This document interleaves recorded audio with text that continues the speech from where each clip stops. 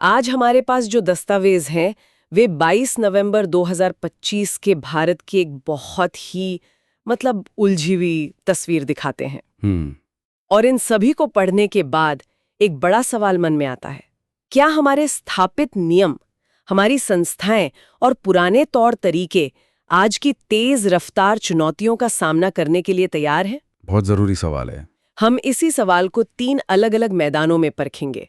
पहला, देश की राजनीति और शासन में शक्ति का संतुलन। जी। दूसरा, विकास की रफ्तार और पर्यावरण की सुरक्षा के बीच की कशमकश। और आखिर में, वैश्विक मंच पर भारत की बदलती भूमिका। चलिए शुरू करते हैं। तो चलिए इन खबरों की तह तक चलते हैं और देखते हैं कि मामला असल में है क्या। शुरुआत करते हैं भारत के राजनीतिक और संवैधानिक ढांचे से, जहां एक बड़ी खींचतान चल रही है।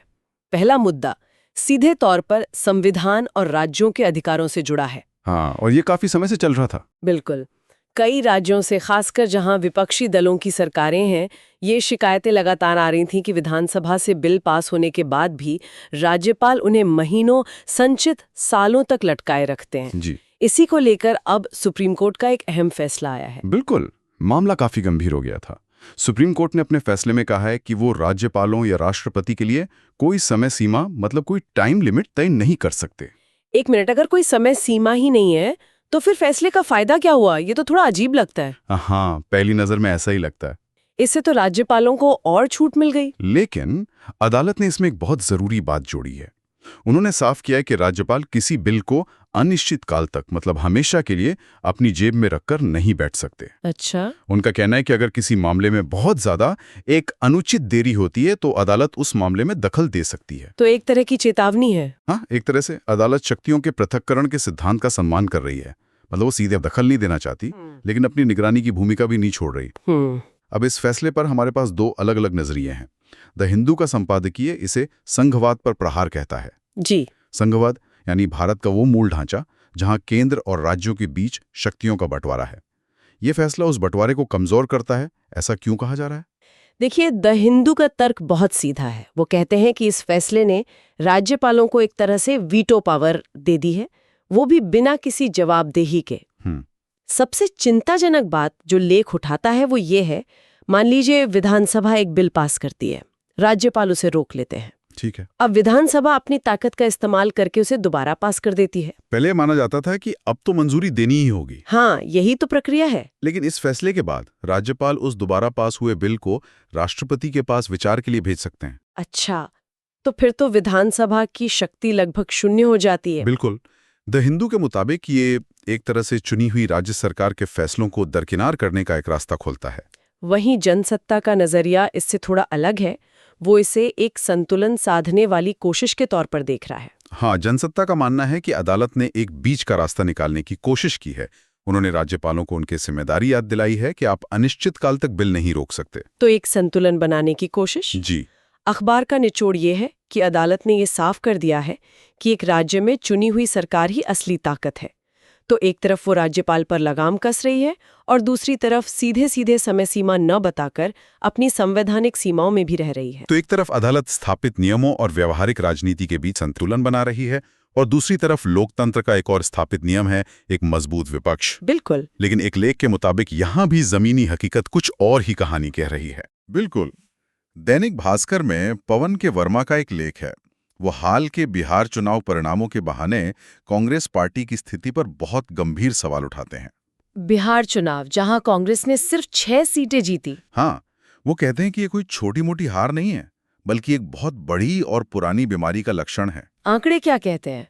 क्योंकि अक्सर हार जीत तो चलती रहती है। लेख में दिए गए आंकड़े चौंकाने वाले हैं। लेखक बताते हैं कि अगर हम 2014, 2019 और 2024 इन 3 बड़े आम चुनावों में कांग्रेस की जीती हुई कुल सीटें जोड़ भी लें। अच्छा, तीनों की मिलाकर? हाँ, तीनों की मिलाकर, जो कि 195 बनती हैं, तब भी ये संख्या बहुमत के आंकड़े 273 से 78 सीटें कम है। 3 चुनावों की सीटें मिलाकर भी बहुमत से इतनी दूर?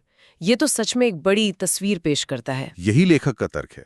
वो पार्टी को एक वंशवादी जागीर कहते हैं, जहां योग्यता से ज्यादा वफादारी को महत्व दिया जाता है।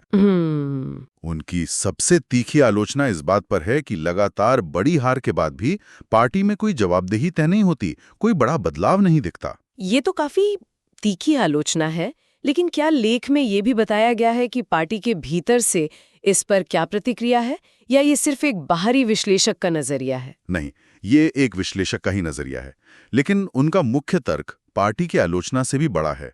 वो कहते हैं कि किसी भी लोकतंत्र के सेहतमंद होने के लिए एक विश्वसनीय राष्ट्रीय विपक्ष अनिवार्य है। सही बात है। क्षेत्रीय दल अपनी जगह बहुत अहम है, लेकिन वो राष्ट्रीय स्तर पर एक मजबूत विकल्प नहीं दे सकते।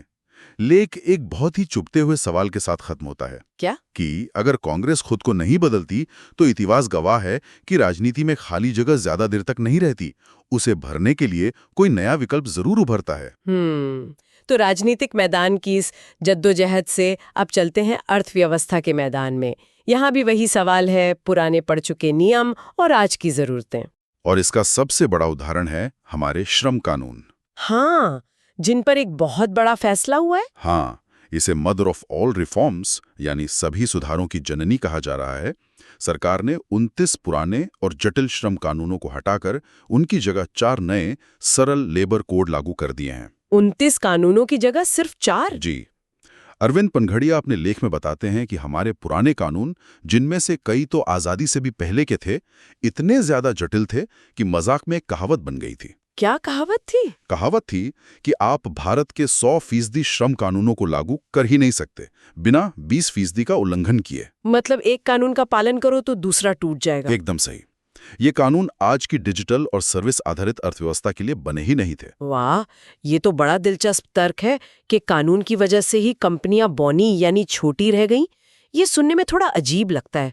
क्या लेख में इसका कोई उदाहरण है कि ये असल में काम कैसे करता था? बिल्कुल। सबसे बड़ा उदाहरण इंडस्ट्रियल डिस्प्यूट्स एक्ट 1947 का एक प्रावधान था। इसके तहत अगर किसी कंपनी में 100 से ज्यादा मजदूर काम करते हैं तो उस कंपनी को किसी भी कर्मचारी को निकालने के लिए सरकार से इजाजत लेनी पड़ती थी। और वो इजाजत मिलती नहीं थी? लगभग कभी नहीं, भले ही कंपनी बड़े घाटे में क्यों ना चल रही हो। अच्छा, तो इसका नतीजा ये हुआ कि कंपनियां 99 कर्मचारियों पर ही अटकी रहती थी ताकि इस नियम के झंझट में ना पड़ना पड़े। एकदम सही। इसी वजह से हमारी ज्यादातर कंपनियां छोटी रह गईं और चीन या वियतनाम जैसे देशों की बड़ी बड़ी फैक्ट्रियों से मुकाबला ही नहीं कर पाई। तो इन नए कोड्स में सबसे बड़ा और सबसे ज्यादा चर्चा में रहने वाला बदलाव क्या है? 2 सबसे बड़े बदलाव हैं। पहला तो यही छंटनी वाला नियम। अब सरकार की अनुमति की सीमा 100 कर्मचारियों से बढ़ाकर 300 कर दी गई है। 3 गुना? जी। और इससे भी बड़ी बात, राज्यों को यह अधिकार दिया गया है कि वो चाहें तो इस सीमा को और भी बढ़ा सकते हैं। और दूसरा बड़ा बदलाव? दूसरा बड़ा बदलाव है फिक्स टर्म कॉन्ट्रैक्ट को कानूनी मान्यता देना। यानी अब कंपनियां किसी प्रोजेक्ट या एक तय समय के लिए कानूनी तौर पर कर्मचारी रख सकती हैं। इससे रोजगार में लचीलापन आएगा। ये तो उद्योग के नजरिए से बहुत बड़ा कदम लगता है, लेकिन क्या लेख में इस बात का भी जिक्र है कि इससे कर्मचारियों की नौकरी की सुरक्षा पर क्या असर पड़ेगा? देखिए, लेख में सीधे तौर पर ट्रेड यूनियनों की चिंता का जिक्र तो नहीं है, लेकिन पनघड़िया का तर्क है कि पुराने सख्त कानूनों की वजह से कंपनियां स्थायी नौकरियां देने से बचती थीं और ज्यादातर लोगों को अनौपचारिक क्षेत्र में काम करना पड़ता था, जहां कोई सुरक्षा नहीं होती। उनका मानना है कि इन नए लचीले नियमों से कंपनियां ज्यादा लोगों को काम पर रखेंगी। भले ही वो फिक्स टर्म हो, लेकिन वो अनौपचारिक रोजगार से बेहतर होगा। लेकिन विकास की तेज रफ्तार गाड़ी का एक स्पीड ब्रेकर भी है, पर्यावरण। और यहाँ भी सुप्रीम कोर्ट के एक फैसले ने पुरानी बहस को नई हवा दे दी है। ये पोस्ट फैक्टो यानी काम शुरू होने के बाद पर्यावरण मंजूरी का क्या मामला है? इसका मतलब बहुत सीधा है। मान लीजिए किसी कंपनी ने बिना पर्यावरण मंजूरी के एक फैक्ट्री बनानी शुरू कर दी। अब इस नए फैसले के बाद वो उस गैर कानूनी निर्माण के लिए बाद में भी मंजूरी ले सकती है। क्या? यानी कि पहले बिल्डिंग बना लो फिर मंजूरी के लिए अर्जी दो? ये तो सुनने में ही उल्टा लगता है। बिल्कुल। इसीलिए बिजनेस स्टैंडर्ड का संपादकीय इसकी कड़ी आलोचना करता है। उसका कहना है कि ये एहतियाती सिद्धांत यानी प्रिकॉशनरी प्रिंसिपल के बिल्कुल खिलाफ है। जिसका मतलब है कि नुकसान होने से पहले ही उसे रोका जाए। जी, ना कि नुकसान होने के बाद उसका हिसाब किताब किया जाए। लेकिन अदालत ने अपना ही एक पुराना सख्त फैसला क्यों बदला? उन्होंने इसके पीछे क्या तर्क दिया? अदालत ने कुछ व्यावहारिक चिंताओं का हवाला दिया। उन्होंने कहा कि अगर हर उल्लंघन के लिए प्रोजेक्ट को गिराने का आदेश दिया गया तो इससे बड़े पैमाने पर वित्तीय नुकसान होगा, सार्वजनिक परियोजनाएं अटक जाएंगी। लेकिन क्या पैसे का नुकसान साफ हवा में सांस लेने के मौलिक अधिकार से ज्यादा जरूरी हो सकता है? यही सवाल संपादकीय भी उठाता है। उसका तर्क है कि अदालत की व्यावहारिक चिंताएं अपनी जगह सही हो सकती हैं, लेकिन वो नागरिकों के मौलिक अधिकारों की जगह नहीं ले सकती। तो समाधान क्या सुझाया गया है? नियमों में ढील देना तो समाधान नहीं हो सकता। समाधान के तौर पर कहा गया है कि सरकार को परिवेश जैसे ऑनलाइन प्लेटफॉर्म को और बेहतर बनाना चाहिए ताकि मंजूरियां तेजी से मिलें, प्रक्रिया में पारदर्शिता हो और उल्लंघन करने वालों पर भारी जुर्माना लगे। हाँ, इतना भारी जुर्माना कि भविष्य में कोई ऐसा करने की हिम्मत ही न। तो हमने भारत के अमूर की खींचतान देखी। अब जरा बाहर की दुनिया पर नजर डालते हैं। ब्राजील के बेलेम शहर में जलवायु परिवर्तन पर COP30 की बैठक चल रही है जी। और यहाँ भी वही कहानी है, पुराने वादे और आज की कठोर हकीकत। वहाँ का माहौल क्या है? अरुणाभ घोष अपने लेख में लिखते हैं कि अब बैठकों में अच्छे वादों और भाषणों का दौर वो खत्म हो चुका है। अब ठोस कदम उठाने का वक्त है, क्योंकि दुनिया पहले से ही जलवायु परिवर्तन के भयानक परिणाम भुगत रही है। लेख में इंडोनेशिया में हुए भूस्खलन का जिक्र है, जहां गांव के गांव बह गए, या पुर्तगाल में आए उस बवंडर का, जो उस इलाके के लिए बिल्कुल अनसुनी बात थी। मतलब अब ये सिर्फ चार्ट्स और ग्राफ का मामला नहीं रहा। बिल्कुल नहीं। आंकड़ों की बात करें तो सिर्फ इस साल की पहली छमाही में ही मौसम से जुड़ी आपदाओं से दुनिया को $100 अरब से ज्यादा का आर्थिक नुकसान हो चुका है। $100 अरब? जी। ये भविष्य का कोई दूर का खतरा नहीं है, ये आज की कड़वी हकीकत है। तो इस बार की बैठक में असल में मांगा क्या जा रहा है? मुख्य मांगें क्या हैं? 3 मुख्य और बहुत ठोस मांगे हैं। पहली, एक विश्वसनीय वित्तीय खाका, पैसे का रोड मैप। हाँ, सिर्फ ये कहना काफी नहीं है कि हम इतना पैसा देंगे। पैसा कहाँ से आएगा, कैसे आएगा, ये साफ होना चाहिए। लक्ष्य है मौजूदा $100 अरब सालाना की मदद को पहले $300 अरब तक पहुंचाना। और दूसरी मांग? दूसरी मांग है अनुकूलन वित्त, यानी एडेप्टेशन फाइनेंस की खाई को पाटना। इसका क्या मतलब हुआ? इसका मतलब है जलवायु परिवर्तन के जो बुरे प्रभाव हो रहे हैं, जैसे बाढ़, सूखा, उनसे बचने के लिए विकासशील देशों को पैसा चाहिए। अनुमान है कि उन्हें सालाना $350 अरब की जरूरत है, लेकिन 2023 में उन्हें मिला कितना? सिर्फ $26 अरब, और उसमें से भी ज्यादातर कर्ज के रूप में। मतलब ये तो मदद नहीं, एक और बोझ हुआ। सही बात है। और तीसरी मांग जीवाश्म ईंधन से जुड़ी है, जिस पर हमेशा बहस होती है। हाँ, कि जीवाश्म ईंधन यानी कोयला, पेट्रोल, डीजल से कैसे दूर हटा जाए, इस पर एक व्यावहारिक और ईमानदार चर्चा हो। ऐसी चर्चा जो सिर्फ पर्यावरण की बात न करे, बल्कि उन लाखों लोगों की नौकरियों और अर्थव्यवस्था पर पड़ने वाले असर को भी ध्यान में रखे। इस सब में भारत कहाँ खड़ा है? क्या हम भी बस वादे करने वालों में से हैं या कुछ अलग कर रहे हैं? नहीं, लेख में भारत के मॉडल की काफी सराहना की गई है। भारत की सबसे खास बात यह है कि वो जलवायु परिवर्तन पर इसलिए कार्रवाई कर रहा है क्योंकि ये उसके अपने राष्ट्रीय हित में है, न कि किसी अंतर्राष्ट्रीय दबाव के कारण। मतलब हमारे अपने फायदे के लिए? जी। साफ हवा, स्वच्छ ऊर्जा और नए निवेश भारत की अपनी जरूरतें हैं, और इसके नतीजे जमीन पर दिख भी रहे हैं। जैसे कि आंकड़े बताते हैं कि 2005 के स्तर से भारत का उत्सर्जन 36% से ज्यादा कम हो गया है। ये तो काफी बड़ा आंकड़ा है। हाँ, और पिछले साल ही भारत ने ऊर्जा परिवर्तन के क्षेत्र में, यानी सोलर, विंड एनर्जी वगैरह में लगभग $50 अरब का निवेश आकर्षित किया है। लेख में से जलवायु वित्त से जलवायु निवेश की ओर एक बड़ा बदलाव कहा गया है। तो आज की इस पूरी चर्चा को अगर समेटें तो हम उसी शुरुआती सवाल पर वापस आते हैं। हमने देखा कि भारत एक ही समय में कई मोर्चों पर बदलावों से गुजर रहा है, चाहे वो शासन में शक्ति संतुलन की खींचतान हो, विकास की गति और पर्यावरण की दुविधा हो, या फिर वैश्विक मंच पर अपनी भूमिका निभाने की कोशिश हो। बिल्कुल।